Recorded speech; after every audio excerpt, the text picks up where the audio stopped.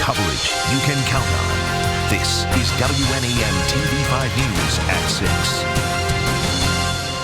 6. The suspect in Swartz Creek man's death formally charged, and the arraignment very bizarre. Thanks for watching the news at 6 tonight. I'm David Custer. Meg is off. Kevin Bacon went missing on Christmas Eve. His body discovered over the weekend. Today, the man police arrested for his death appeared in a Shiawassee County courtroom. TV5's Rachel McCrary was in the courtroom as it all happened, and she joins us live in Shiawassee County with the details. Rachel. Yeah, 50-year-old Mark Latunsky was arraigned this afternoon at Shiawassee County District Court for the murder of 25-year-old Kevin Bacon, leaving his friends and family still asking themselves, why Kevin? How could you do this to someone? How could you take someone's life away like that? Michelle Myers is Kevin's roommate, and today she was at the arraignment for the person who investigators believe murdered her best friend. Kevin was a really amazing friend and just such a free-spirited individual, and just like he could bright up any room that he walked into, and was just, I don't know, like just everyone says he's just the nicest guy, and it is 100% true. 50-year-old Mark Latunsky is charged with murder and mutilation of a human body. It was a bizarre arraignment as the defendant denied who he was. Sir, are you Mr. Latunsky? No, my name is Edgar Thomas Hill. Mark Latunsky is my nephew.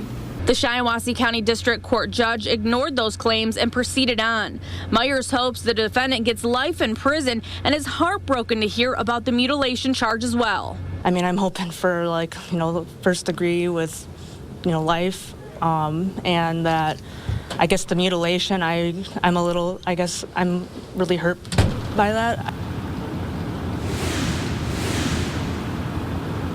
There's no bond sent for Latunsky, and if convicted, he does face life in prison.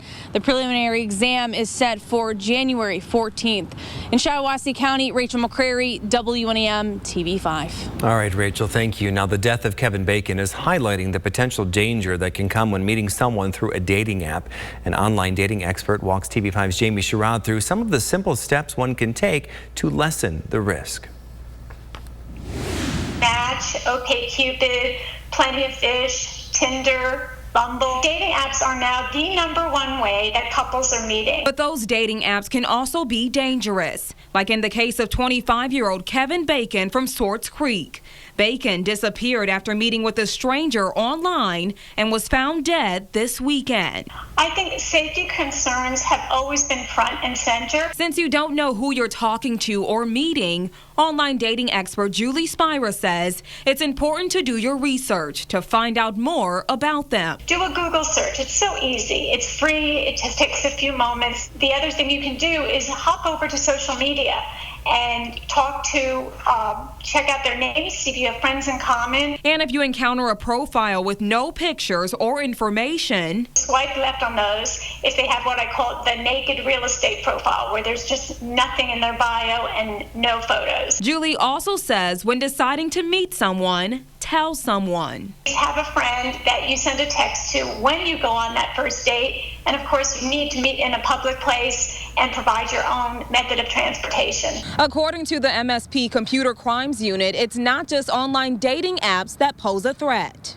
The internet itself has allowed for perpetrators to play a role or be somebody that they're not in an attempt to make a victim out of somebody. That's including consumer commerce sites like Craigslist and Facebook Marketplace.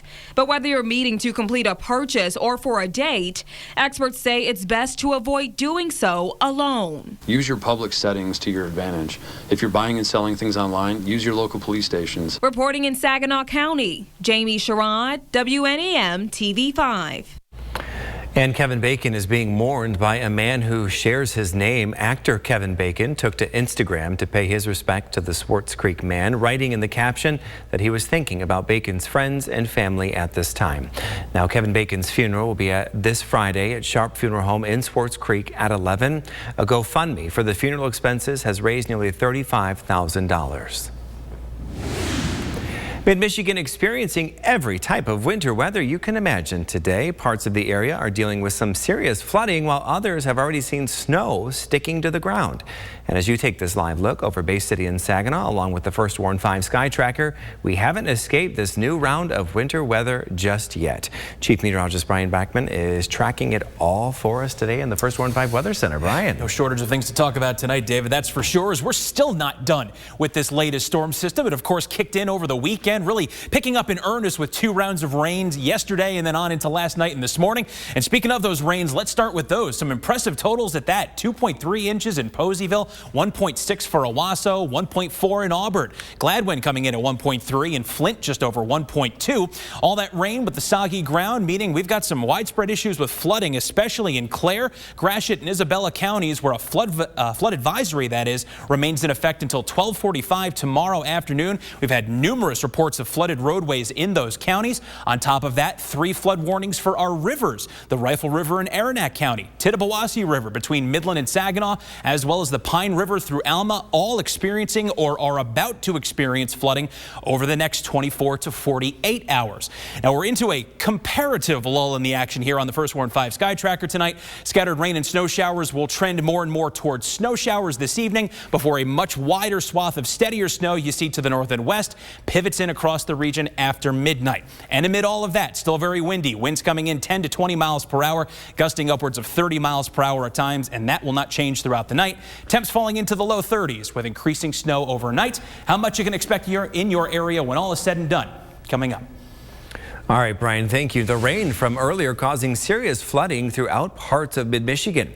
TV5's James Felton was in Gladwin County tonight, where residents are hoping the water stays in the streets and out of their homes. Thanks, guys. As you can see behind me here on Cheeseman Road, the water is over the street. We're just off of the Pine River here in Gratiot County in the community of St. Louis, where the flooding is an issue. Bunch of flooding everywhere. That's how Carl Coons describes places in and around St. Louis today. Coons tells us he's a concerned citizen who lives near the Pine River. He says he thought flooding would be a problem today after he experienced the torrential rain that hit the area Sunday. Pretty heavy, and it was coming down like buckets. Coons tells us he went to check on people who live near the river just to make sure they're okay. They want us to try to stick it out best they can. Our TV cameras were also in Alma, where this street in one residential neighborhood was filled with water. Hopefully my furnace holds out and doesn't get